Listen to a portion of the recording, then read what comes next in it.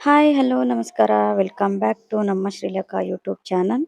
ತುಂಬ ದಿನದಿಂದ ಎಲ್ಲ ಸ್ಪರ್ಧಾರ್ಥಿಗಳು ಕಾಯ್ತಿರ್ತಕ್ಕಂಥ ಒಂದು ಹೊಸ ಸುದ್ದಿ, ಸಿಹಿ ಸುದ್ದಿ ಅಂತಲೇ ಹೇಳ್ಬೋದು. ಏನಪ್ಪ ಅಂದರೆ 10/7/2027ಗೆ ನೈಟ್ ನೋಟಿಫಿಕೇಶನ್ ಬಂದಿದೆ. ಏನಂತಂದರೆ ವಿಎಗೆ ಕನ್ಫರ್ಮ್ ಆಗಿದೆ.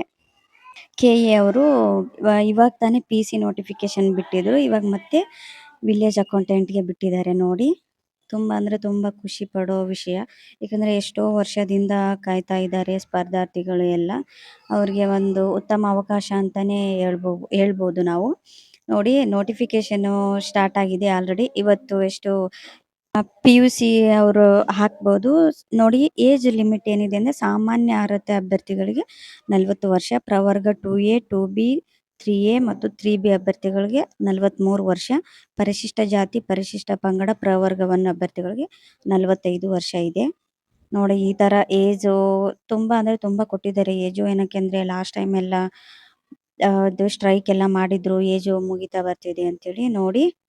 ಅದಕ್ಕೋಸ್ಕರ ಏಜ್ ಎಕ್ಸ್ಟೆಂಡ್ ಮಾಡಿದ್ದಾರೆ ನೋಡಿ. ಮತ್ತು ಆನ್ಲೈನ್ ಮುಖಾಂತರ ಅರ್ಜಿ ಸಲ್ಲಿಸಲು 11/7/2026 ಅಂದರೆ ಇವತ್ತಿಂದನೇ ಸ್ಟಾರ್ಟ್ ಆಗಿರೋದು. ಲಾಸ್ಟ್ ಡೇಟು 31/7/2026 ಇದೆ ನೋಡಿ. ಆದಷ್ಟು ಬೇಗನೆ ಅಪ್ಲಿಕೇಶನ್ ಹಾಕಿಬಿಡಿ. ಮತ್ತು ಫೀ ಯಾವ ಥರ ಇದೆ ಅಂದರೆ ಸಾಮಾನ್ಯ ಅಭ್ಯರ್ಥಿಗಳಿಗೆ 750 ಇದೆ, ಪರಿಶಿಷ್ಟ ಜಾತಿ ಪರಿಶಿಷ್ಟ ಪಂಗಡಿಗೆ 500 ಇದೆ, ಮತ್ತು ವಿಶೇಷ ಚೇತನ ಅಭ್ಯರ್ಥಿಗಳಿಗೆ 250 ಮಾತ್ರನೇ ಇರೋದು ನೋಡಿ. ಒಂದು ಸಾರಿ ಪೇ ಮಾಡಿದ ಮೇಲೆ ಮತ್ತೆ ವಾಪಸ್ ಅಮೌಂಟ್ ಬರಲ್ಲ ಅಂತ ಹೇಳಿದ್ದಾರೆ. ಪೇಪರ್ ಯಾವ ಥರ ಅಂದರೆ 2 ಪೇಪರ್ ಇರುತ್ತೆ. ಪತ್ರಿಕೆ 1 ದಿನಾಂಕ 4/10/2026 ಬೆಳಗ್ಗೆ 10:00 12:00 ಗಂಟೆಗೆ ಇರುತ್ತೆ. ಪತ್ರಿಕೆ 2 ದಿನಾಂಕ 4/10/2026 ಮಧ್ಯಾಹ್ನ 2:30 4:30. 2 ಪೇಪರ್ ಒಂದೇ ದಿನನೇ ಇರುತ್ತೆ. ಒಂದು ಮಾರ್ನಿಂಗ್ ಇರುತ್ತೆ, ಒಂದು ಮಧ್ಯಾಹ್ನ ಇರುತ್ತೆ. ಮತ್ತು ಕನ್ನಡ ಭಾಷಾ ಪರೀಕ್ಷೆ ಇರುತ್ತೆ.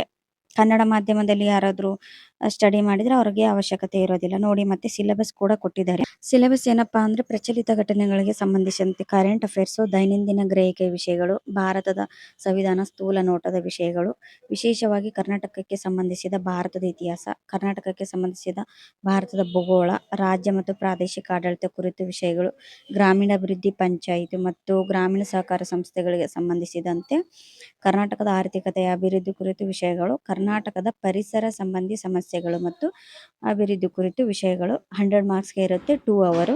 ಇನ್ನು ಒಂದು ಸಾಮಾನ್ಯ ಕನ್ನಡ, ಸಾಮಾನ್ಯ ಇಂಗ್ಲೀಷು ಮತ್ತು ಕಂಪ್ಯೂಟರ್ ಜ್ಞಾನ ಅಂತ ಇರುತ್ತೆ, ಅದು ಕೂಡ 100 ಮಾರ್ಕ್ಸ್ಗೆ ಇರುತ್ತೆ, 2 ಅವರು.